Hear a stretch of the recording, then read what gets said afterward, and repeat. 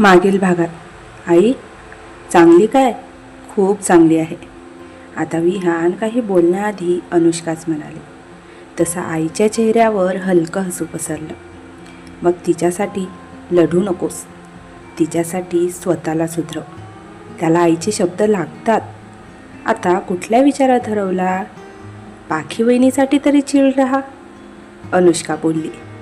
तसा तो डोळे मिचकावत तिच्याकडे पाहू लागला आणि हसत हसत सर्वांनी नाश्त्याला सुरुवात केली. आता पुढे. संध्याकाळी देशमुख बंगल्यात गडबड सुरू होती. आई स्वयंपाकात मग्न होती, तर ओम डिनरसाठी टेबल सजवत होता. इथे पाखी मात्र आरशासमोर उभी होती. तिने आजच्या डिनरला घालण्यासाठी खूप साधा ड्रेस निवडला. तेवढ्यात आई विचारते. स्वयंपाक आटोपून तिच्या रूममध्ये पोहोचते. तोपर्यंत पाखी छान अशी तयार झाली होती. इतकी नर्वस का दिसत आहेस? आईने तिच्या जवळ जात विचारले. मी नाही तर फक्त, एवढंच बोलून पाखी गप्प झाली. आई तिच्या केसांवरून हात फिरवते. मुली मोठ्या होतात तेव्हा आईच्या मनात भीती आणि आनंद दोन्ही असतात. पाखी शांतपणे म्हणते, मी काही चुकीचं करत नाही ना? आई हसते. तू प्रेम करते आहेस, चुकीचं नाही. थोड्याच वेळात दोघीही खाली येतात आणि तेवढ्यातच दरवाजा वाजतो. ओम धावतच जातो आणि दरवाजा उघडतो. अपेक्षेप्रमाणे दरवाजात विहान उभा होता. या या, विहान आत येतो. आज त्याचा चेहरा शांत, नम्र होता. तो विनायकरावांसमोर हात जोडतो. नमस्कार. विनायकराव मान हलवतात आणि आईला जेवणाची तयारी करण्याचा इशारा करतात. थोड्याच वेळात जेवणाच्या टेबलवर सगळेजण बसतात. पहिल्या काही मिनिटात ऑकवर्ड शांतता पसरली. नंतर ओम अचानक म्हणतो, तुम्ही लहानपणी भांडायचात का? तसे सगळे त्याच्याकडे पाहतात. विहान थोडं हसतो. खूप. ओम, मग दीदी सांभाळू शकेल. तसं टेबलवर हसू पसरतं आणि वातावरण हलकं होतं. जेवणानंतर विनायकरावांनी विहानला इशारा केला आणि त्याच्यासोबत टेरेसवर निघून गेले. तशी खाली पाखी चिंतेत पडली. विनायकराव शांतपणे म्हणतात, तू माझ्या मुलीवर प्रेम करतोस? विहान काही क्षण गप्प राहिला आणि नंतर शांतपणे म्हणाला, हो. रागीट स्वभावाने संसार चालत नाही. विनायकराव बोलले.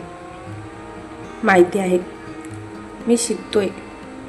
तो अजूनही शांतपणे म्हणाला, बिझनेस रायव्हरली माझ्या महत्त्वाची होती, पण मुलगी जास्त महत्त्वाची आहे. विनायकराव म्हणाले. विहान ठाम आवाजात, मी तिचं स्वप्न कधीही तोडणार नाही. तसे विनायकराव त्याच्याकडे पाहतात. पहिल्यांदा त्यांना त्याच्यात हट्टीपणा नाही, प्रामाणिकपणा दिसतो. ठीक आहे, पण अजून वेळ आहे. घाईने निर्णय घेऊ नका. त्यात हलके हसून म्हणाले. हो. यावर विहानने फक्त हुंकार भरला. त्या रात्री दोन पुरुषांमध्ये युद्ध नव्हतं, संवाद होता. थोडा वेळ विहानसोबत बोलून विनायकराव खाली निघून जातात आणि पाखी धावतच वर पोहोचते. विहान अजूनही तिथेच उभा असतो. काय बोललात? तिने बारीक चेहरा करून विचारले. तसा विहान हलका हसतो. तुझ्या बाबांनी मला वॉर्निंग दिली. माहीत आहे, ती चेहरा पाडून म्हणाली. आणि एक चान्स पण. तसा तो भुवया उंचावून म्हणाला आणि तिच्या डोळ्यात चमक आली. म्हणजे? तिने आशेने भरलेल्या नजरेने त्याच्याकडे बघत विचारले. म्हणजे अजून लांब रस्ता आहे. तो डोळे मिचकावत म्हणाला. तशी ती हसते. मी तयार आहे. तो तिच्याकडे पाहतो. मी आधी आयुष्यात खूप पटकन निर्णय घेतले, पण तुझ्यासोबत प्रत्येक पाऊल विचार करून टाकायचं आहे. ती हलक्या आवाजात, मला रागेट बिझनेसमॅन नाही, मला तो हवा जो आज शांत उभा होता. तो हसतो. तोच आहे. क्षणभर शांतता पसरली. शहराच्या दिव्यांमध्ये त्यांचे चेहरे उजळलेले होते. तो हलक्या आवाजात म्हणतो, पाखी. ती त्याच्याकडे बघते. मी कदाचित अजून पूर्ण बदललेलो नाही, पण तू सोबत असलीस तर होऊ शकतो. तिच्या डोळ्यात पाणी दाटतं. मी आहे. तसा विहानने तिचा हात हातात घेतला आणि हळूच तिला जवळ घेऊन छातीशी कवटाळलं. स्वीकाराची सुरुवात झाली होती. राग मावळत होता, विश्वास वाढत होता, पण प्रेमाच्या वाटेवर सावल्या पटकन नाहीशा होत नाहीत. रिया शांत बसली नव्हती. तिला हरायची सवय नव्हती आणि विहानचा बदल तिला स्वीकारायचाही नव्हता. देशमुख बंगल्यातील सकाळ. पाखी किचनमध्ये आईसोबत चहा बनवत होती. आई हसत म्हणाली, काल खूप गंभीर चर्चा झाली वाटतं. पाखी लाजत, आई छेडत, तुझ्या चेहऱ्यावरच लिहिलं आहे. तेवढ्यात ओम आत येतो. Breaking news. काल छटावर रोमॅन्टिक सीन. तशी पालखी लटक्या रागात चमच्याने त्याच्यावर पाणी उडवते. तू CCTV आहेस का? ती वाकडं तोंड करून म्हणाली. ओम हसत, मी फ्युचर प्रोटेक्टिव्ह ब्रदर आहे. तसा घरात हशा पसरतो, पण पाखीच्या मनात हलकी अस्वस्थता, कारण तिला जाणवत होतं अजून काही बाकी आहे. विहानच्या ऑफिसमध्ये. विहान त्याच्या कॅबिनमध्ये काही कागदपत्र पाहत असतो. थोड्यात अनुष्का घाईत आत येते. एक बातमी आहे. ती थोडी गंभीर होऊन म्हणाली. काय? तसं त्याने विचारले. रियाने नवीन कंपनीसोबत करार केला आहे आणि ते आपल्या प्रकल्पाच्या शेजारी जमीन घेत आहेत, अनुष्का म्हणाली. तसा विहानचा चेहरा गंभीर झाला. म्हणजे ती पुन्हा स्पर्धा उभी करते? तो विचारात हरवत म्हणाला. हो, आणि अफवा पसरवत आहे की पार्टनरशिप जास्त दिवस टिकणार नाही, अनुष्का बोलली. विहान शांत राहण्याचा प्रयत्न करतो. आपण कामावर लक्ष देऊ, तो एक उसासा सोडून म्हणाला. तशी अनुष्का हलकं स्मित करते. गुड. जुना विहान असता तर आतापर्यंत ओरडला असता, ती म्हणाली. तोही थोडा हसतो. तो बदलत होता, पण प्रत्येक बदलाला परीक्षा द्यावी लागते. इकडे पाखी आज कॉलेजमध्ये आली होती आणि आपल्या प्राध्यापकांशी बोलत असते. प्राध्यापक म्हणतात, तुझा अलीकडचा प्रकल्प खूप चांगला आहे, पण तुला लक्ष विचलित होऊ देऊ नको. ती मान हलवते. बाहेर तिच्या 2 मैत्रिणी कुजबुजत असतात. ती त्या भल्या मोठ्या उद्योगपतीसोबत आहे ना? हो, म्हणूनच तिला संधी मिळते. त्यांचे शब्द पाखीच्या कानावर पडले आणि क्षणभर ती दुखावली, पण तरीही ती इग्नोर करून पुढे चालत जाते. यशाबरोबर कुजबूज येतेच, पण तिचं प्रेम, तिची ताकद होतं, कमकुवतपणा नाही. संध्याकाळी पाखी ऑफिसमधून बाहेर पडत असताना अचानक रिया तिच्या समोर येते. तूच ना पाखी? तिने पाखीला पायापासून ते डोक्यापर्यंत निहाळत विचारले. पाखी शांतपणे म्हणाली, हो. रिया स्मित करत. विहान पटकन प्रभावित होतो, पण तो कायमचा बदलत नाही. तुम्हाला त्याची जास्त माहिती असेल, पाखी म्हणाली. हो, कारण मी त्याला तुटताना पाहिलं आहे. रिया तिरकस हसत बोलली. त्या क्षणभर तिथे शांतता पसरली आणि नंतर पाखी ठाम आवाजात, आणि मी त्याला सावरताना पाहिलं आहे. तसे रियाच्या चेहऱ्यावर कठोर भाव पसरले. पाहूया किती दिवस. एवढं बोलून ती निघून जाते आणि ती पाखी एक दीर्घ श्वास घेते. आणि तेवढ्यात विहानही मागून येतो. त्याचा मोबाईल तो कॅबिनमध्ये विसरला होता. तोच आणायला परत गेला होता. त्याने तिचा चेहरा बघितला आणि त्याला डाऊट आला. काय झालं? त्याने डोळे बारीक करून विचारले. रिया आली होती, बाकी शांतपणे म्हणाली. तसे आश्चर्याने विहानचे डोळे मोठे झाले. काय बोलली? त्याने थोडं नॉर्मल होत विचारले. ती म्हणाली तुम्ही बदलणार नाही. पाखी आता त्याच्या डोळ्यात बघत बोलली. तसा तो काही क्षण शांत झाला. तुला वाटतं मी बदलेन? त्यानेही तिच्या डोळ्यात बघत विचारले. ती त्याच्याकडे पाहते. मला वाटतं. तुम्ही प्रयत्न करता. तो हलक्या आवाजात. मी परत जुन्या सवयींकडे गेलो तर? ती थोडी जवळ येते. मग मी आठवण करून देईन की तुम्ही कोण व्हायचं ठरवलं होतं. त्याच्या डोळ्यात भावना दाटतात. तू इतकी खात्रीने कसं बोलतेस? त्याने थोडं भावूक होऊन विचारले. कारण प्रेम म्हणजे अंधविश्वास नाही, ते एकत्र वाढणं आहे. ती ओठ दुमडून म्हणाली आणि दोघेही घरी जाण्यासाठी निघाले. दुसऱ्या दिवशी बातमी येते. जॉईंट प्रोजेक्टच्या जमिनीवर काही कायदेशीर अडचण निर्माण झाली आहे.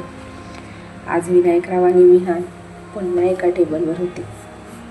वातावरण ताणलेलं होतं. विनायकराव म्हणतात, ही अडचण नैसर्गिक नाही. विहान गंभीर आवाजात, कोणीतरी मुद्दाम केला आहे. दोघांच्या नजरा एकाच दिशेला. रिया? आता प्रश्न प्रेमाचा नव्हता, विश्वास आणि प्रतिष्ठेचा होता. त्या संध्याकाळी पाखी तणावात बसलेली होती. ओम तिच्या शेजारी येतो. तू काळजी करतेस तेव्हा तुझं कपाळ आठ्या पडतं. ओम प्लीज, ती थोडी चिडून म्हणाली. तो म्हणतो, रिलॅक्स, हिरो आहे ना. तशी ती हलकी असते. हिरोला पण हिरोईनची गरज असते. तसे ओम डोळे मिचकावतो. सावली परत आली होती. रियाचा डाव अजून संपला नव्हता. पण यावेळी विहान एकटा नव्हता. त्याच्यासोबत प्रेम होता आणि विश्वास सुद्धा. जमिनीवरील कायदेशीर अडचण ही साधी नव्हती. दोन कुटुंबांची प्रतिष्ठा पणाला लागली होती. पण यावेळी प्रश्न होता, आधी कोण तुटणार, राग की संयम? देशमुख ग्रुप आणि कदम ग्रुपची संयुक्त बैठक बोलावली गेली होती. टेबलावर कागदांचे गट्टे पडलेले होते. वातावरण आजही ताणलेलं होतं. वकील सांगतो, जमिनीवर अचानक एक जुना दावा दाखल झाला आहे. विनायकराव गंभीर, हा दावा इतक्या वर्षांनी कसा काय? विहान शांत पण ठाम, कोणीतरी मुद्दाम वेळ निवडली आहे. दोघांचे डोळे एकमेकांना भेटतात. यावेळी संशय नाही, समजूत आहे. पूर्वी असतं तर इथे आरोप झाले असते, पण आता दोघे एकाच बाजूला उभे होते. रिया तिच्या ऑफिसमध्ये एका वकिलाशी बोलत होती. केस जास्त लांब जाऊ नये, फक्त त्यांना थकवा. फोन ठेवून ती स्वतःशीच म्हणते, विहान शांत राहूच शकत नाही जास्त दिवस. तिला वाटत होतं त्याचा राग त्याला पुन्हा हरवेल. त्या संध्याकाळी पाखी ऑफिसमध्ये उशिरापर्यंत बसलेली होती. ती जुनी कागद, नकाशे, कागदपत्र तपासत होती. तेवढ्यात अनुष्का येते. तू अजून घरी नाही गेलीस? तिने थोडं चकित होऊन विचारले. नाही, काहीतरी चुकतंय. पाखी विचारात हरवत म्हणाली. तू इतकी इन्व्हॉल्व होऊ नकोस. अनुष्काने तिच्या खांद्यावर हात ठेवला आणि शांतपणे म्हणाली. तशी पाखी हलकी असते. जेव्हा आपलं असतं तेव्हा इन्व्हॉल्व व्हावंच लागतं. अनुष्का तिच्याकडे बघते. तू खरंच त्याला बदललास. इकडे विहानही त्याच्या कॅबिनमध्ये एकटाच होता. तो कागद जोरात टेबलावर फेकतो. इनफ. तेवढ्या दरवाजा वाजतो. पाखी शांतपणे आत येते. परत तोच राग. ती आश्चर्याने आणि थोडी नाराजीनेही बोलली. तसा तो दीर्घ श्वास घेतो. मी प्रयत्न करतोय, पण कधी कधी वाटतं सगळं सोडून द्यावं. तो चेहरा पाडून म्हणाला. तशी ती त्याच्याजवळ येते. मग माझ्याकडे बघा. तो तिच्याकडे पाहतो. मी घाबरत नाही. तुम्ही का घाबरता? तिने त्याच्या डोळ्यात बघत विचारले. मी तुला या सगळ्यात ओढलं. तो बारीक चेहरा करून म्हणाला. मी स्वतः आले. तशी क्षणभर शांतता पसरली. ती त्याचा हात हातात घेते.